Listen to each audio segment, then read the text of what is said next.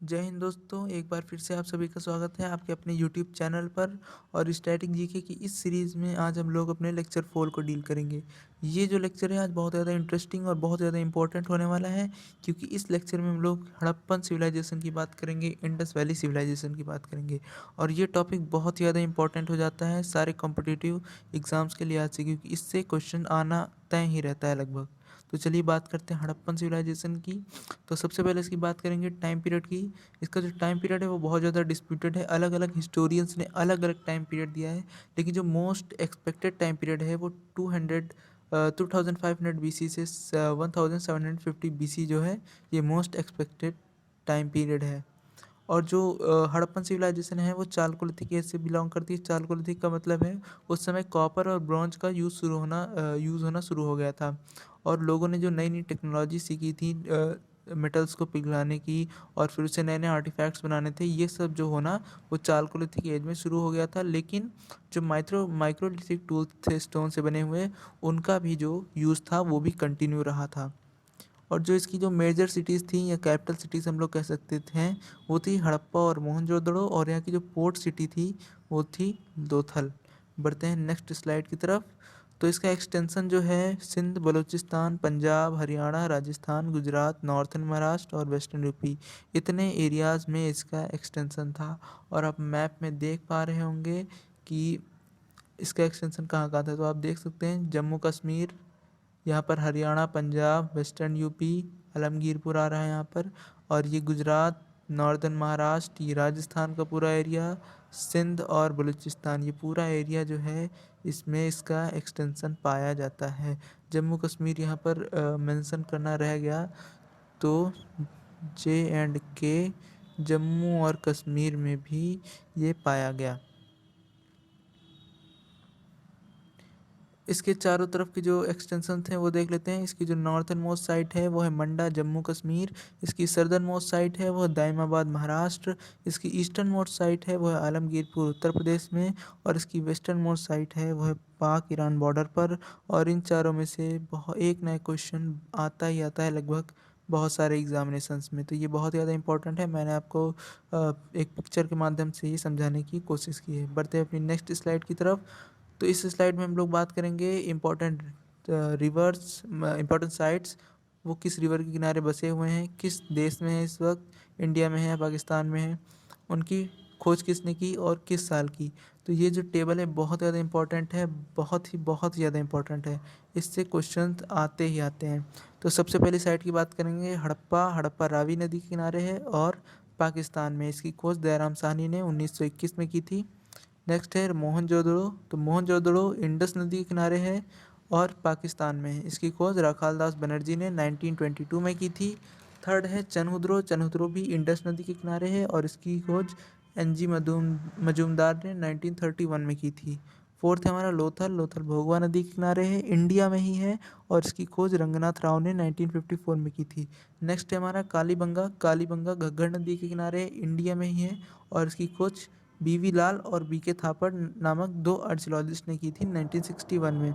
Next है हमारा धोलावीरा। धोलावीरा लूनी नदी के किनारे है, इंडिया में, और इसकी खोज RS बिस्ट ने की थी 1968 में।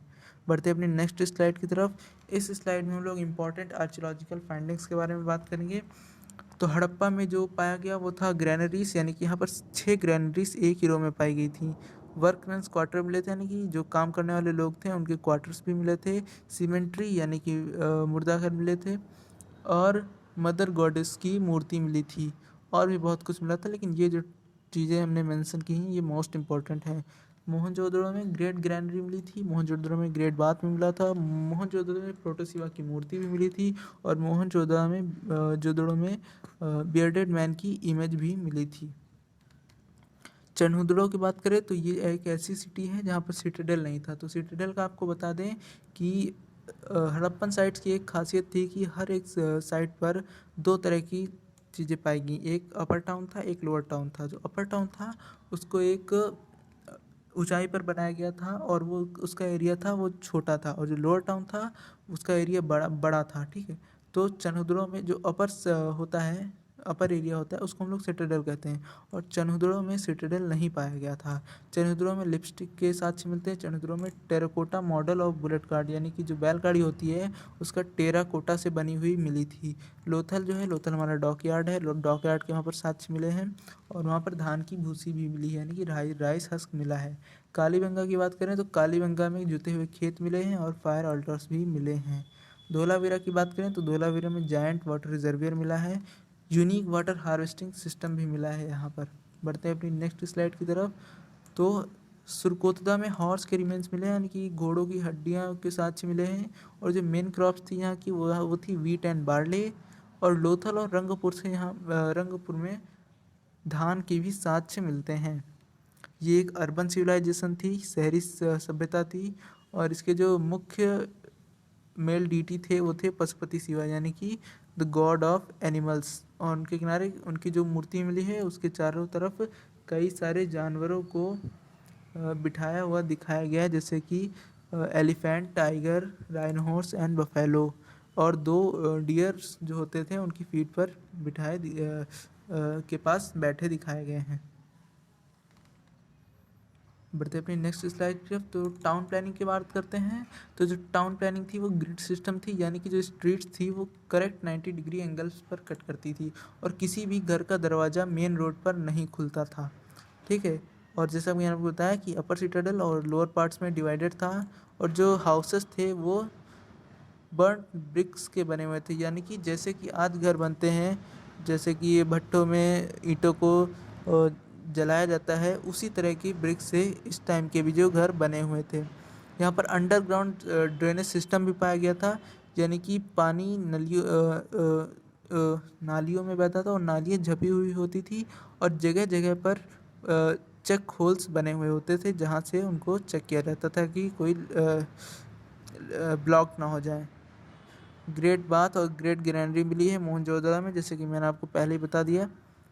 फॉरेन ट्रेड की बात करें तो यहाँ पर इंपोर्ट भी होता था, जैसे कि गोल्ड, कॉपर, टिन और कुछ सेमी प्रेशियस स्टोन्स का इंपोर्ट होता था मेसोपोटामिया, ईरान और अफगानिस्तान से।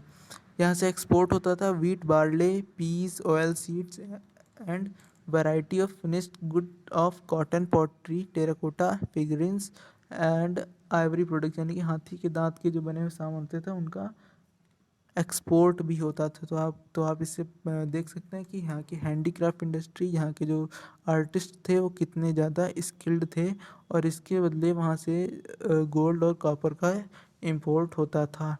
तो उम्मीद है आपको आज की वीडियो पसंद आई होगी। हमने इसमें हड़प्पा सभ्यता से जुड़े जितने भी इंपॉर्टेंट क्वेश्चंस आते हैं उनसे रिलेटेड पूरी थ्योरी को डालने की कोशिश की है। अगर वीडियो अच्छा लगे तो वीडियो को लाइक कीजिए। चैनल से अब तक नहीं जुड़े हैं तो चैनल को सब्सक्राइब कीजिए। बहुत बहुत धन्यवाद।